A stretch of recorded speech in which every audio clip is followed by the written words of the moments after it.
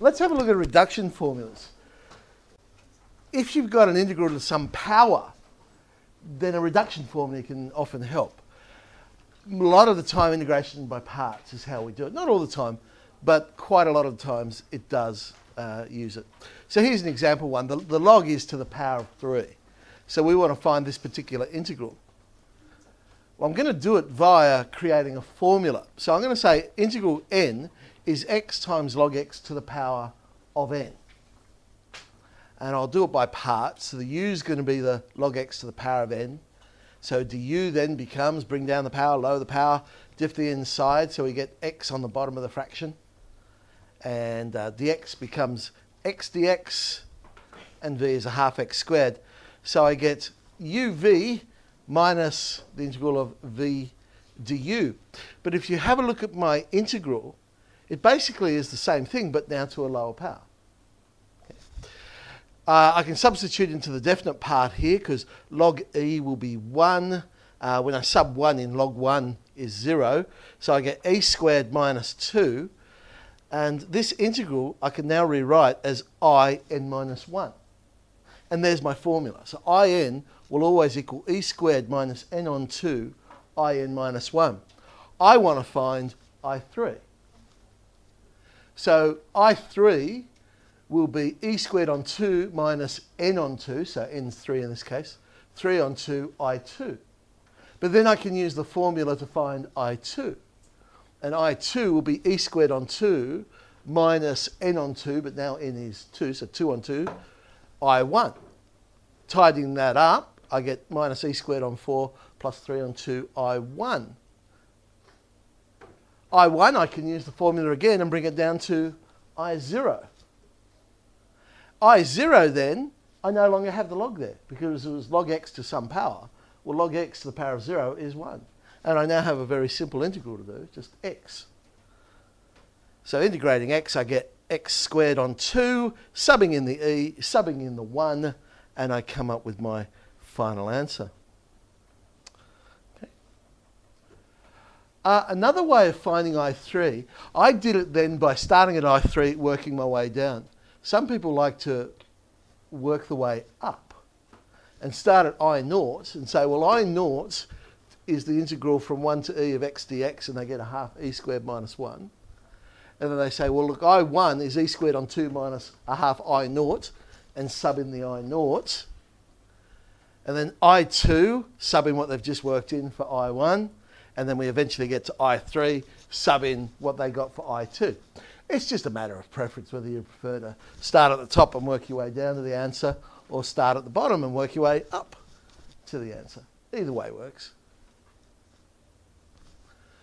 So integration by parts, as I say, is the most common way of doing it, but not always the only way. So here's one which involves a trig integral. It's cotan to the power of n. But you might remember when we did tan to the power of n, we just said it's always the same technique, regardless of whether it's an odd or even power. So I may as well use that technique here. Now, if you remember the technique, what we did when we had cot, well, we looked at tan, but to the power of n, is we rewrote it by splitting out cot squared and then rewriting cot squared as cosec squared minus 1 and creating two new integrals. The first integral, I can do a substitution. U equals cot x. Its derivative is minus cos squared x, so cosec squared x, I should say. And then I have, you'll notice, the original integral, but to a different power.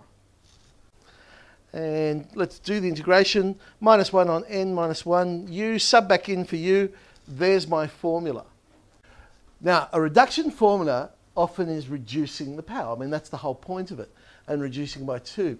So if you don't have to use parts, I didn't have to use parts for that one, then you could try simply this. Because I know it's going to reduce the power by 2, I'll actually look at in either plus or minus, and then the power of 2 difference. It could be n plus 2 or n minus 2. Again, doesn't matter. So I could have done it this way. Oh, well, let's have a look at in plus 2. And I've got cot to the power of n plus cot to the power of n plus 2. I'll bring that into one integral. It has a common factor of cot n, but then times 1 plus cot squared. Well, 1 plus cot squared is cosec squared. I can do a substitution of u, or I can simply say, hey, look, I've got the derivative times function to the power of n, so I know that must be minus cot to the power of n plus 1 on n plus 1. And so then moving the in over, I've got a formula for in plus 2. So to make it a formula for in, I just subtract 2 everywhere I see n. And it becomes in equals minus the cot n minus 1 over n minus 1 minus n minus 2. That's another way you could create the formula. All right, let's go and find our I6 then. So I6 will be minus 1/5 cot 5 minus I4. But I4, well, that's then going to be a third cot cubed I2. Sub in for I2, and I get cot x and I0. I0 will just becomes dx, because I'll have cot to the power of 0, which is 1. Integral of dx is x, plus a constant. So reduction formulas can come in very handy for these ones where you're just continually reducing the powers. So rather than just doing a whole heap of integration, we create the formula and just use the formula to reduce the powers for us. Sometimes you can't just do it with integration by parts by itself. Algebraic manipulations, some of those sort of ones, or using a trig identity. So here's one here. 1 plus x squared to the power of n we're going to create a formula for. It's going to have a connection in and in minus 1, we've been told. Okay, so there's power of n. I'll let u equal 1 plus x squared to the power of n, because I can't really do much else. So du will become 2nx, 1 plus x squared, n minus 1. dv is dx, so v becomes x. I get uv minus integral of v du. Now look at my new integral. I've got x squared 1 plus x squared. Bit of algebraic manipulation, I can create something. If I turn that x squared into 1 plus x squared minus 1, and then split that into two integrals, and I'll have 1 plus x squared times 1 plus x squared to the power of n minus 1, which is just to the power of n. And then the other one is just 1 plus x squared to the n minus 1. But both of these now I can write as I something. This first one is in. The next one is in minus 1. So subbing in there. Now let's make in the subject so I can get a formula. I'll move my 2n in to the left-hand side. So I now have 2n plus 1 lots of in. And I can divide by 2n plus 1. And I end up with, well, quite an interesting little formula there, but it is a formula that will work. So, as I say, sometimes you've got to do a little bit more. There's a little bit of manipulation involved to get to the answer. All right, 1987 paper. It was a cosine to the power of n. They gave us the formula, which is good, because if we can't get it, at least we can go and do the next bit and work out the final integral. So, all right. Cos to the power of n. Now, I'm going to do it this way. I'm going to take out the x and then do it by parts. So use cos n minus 1 du, bring down the power, lower the power, diff inside. dv is cos x, v is sin x.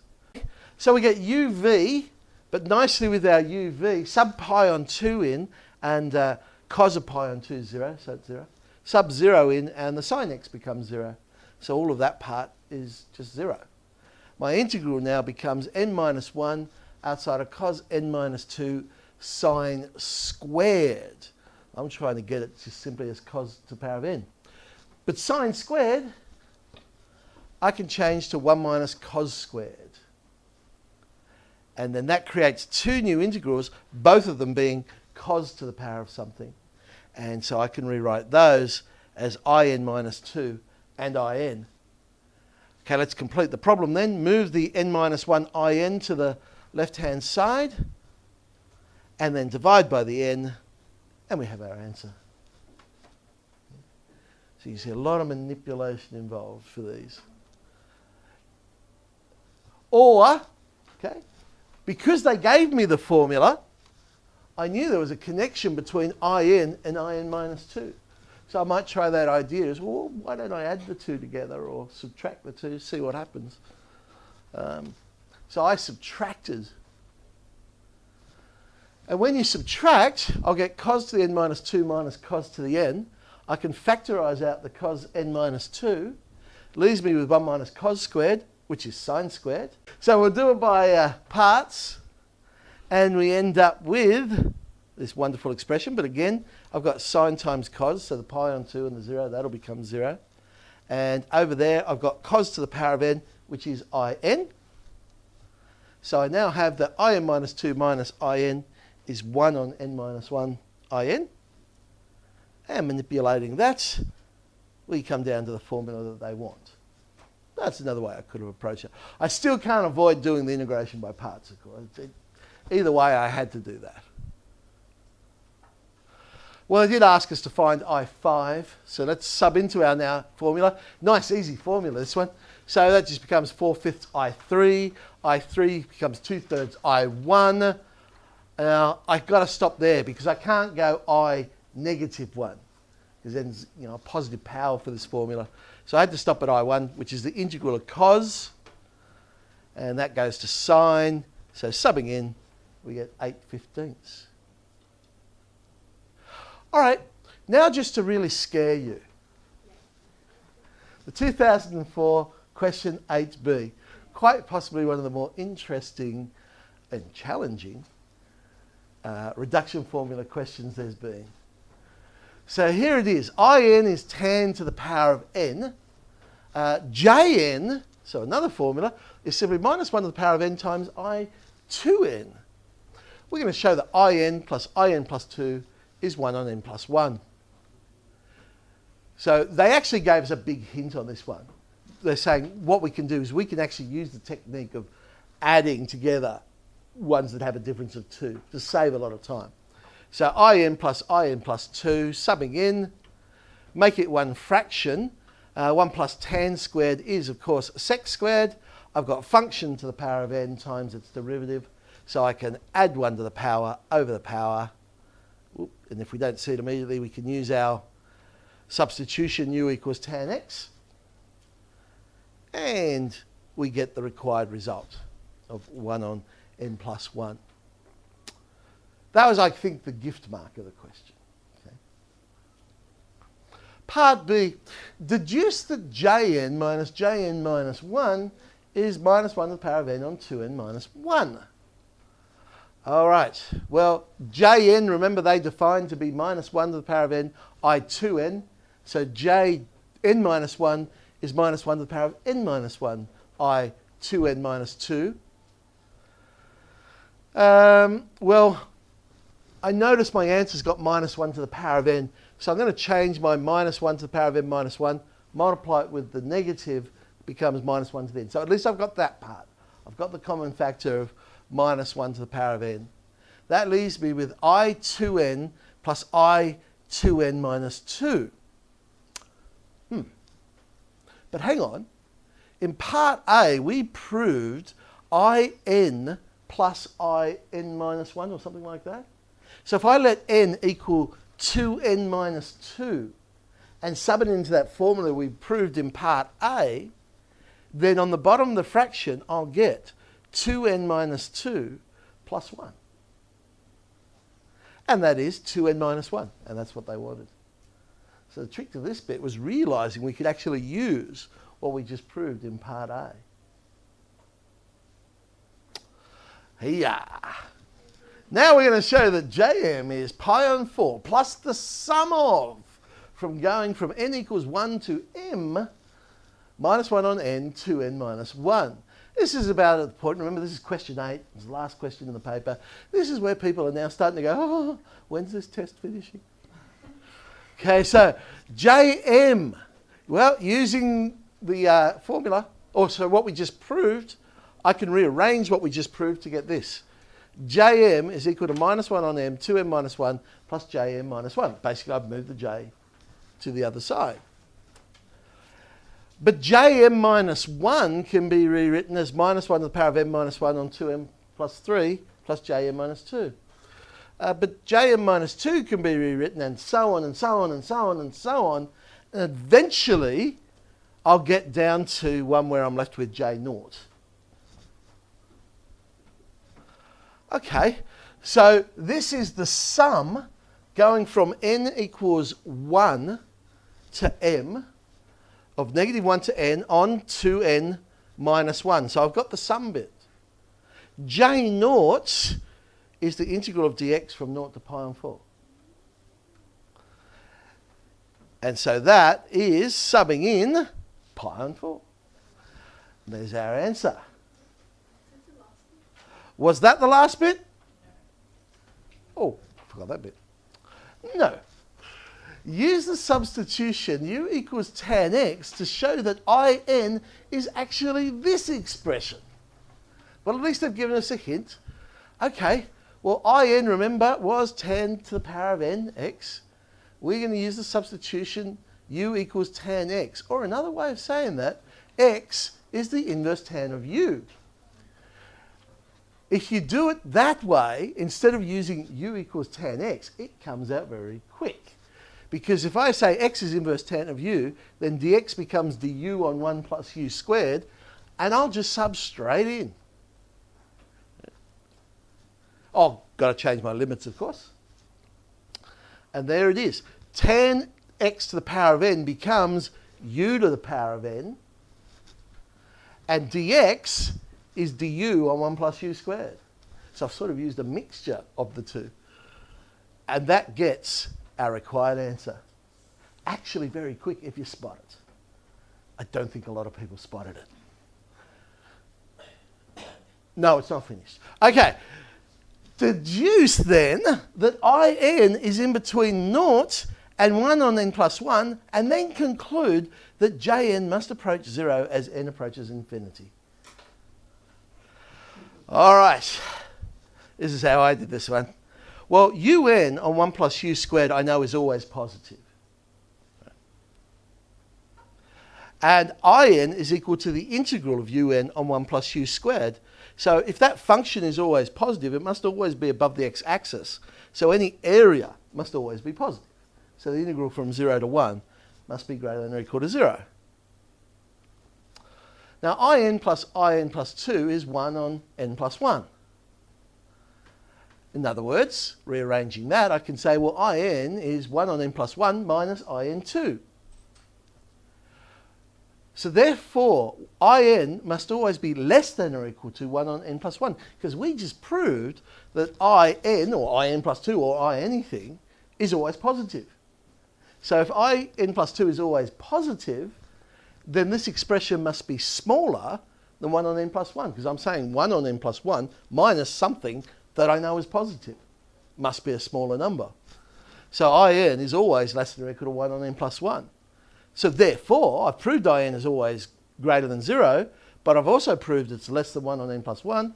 In must be in between the two. That was just the first part of the question, of course.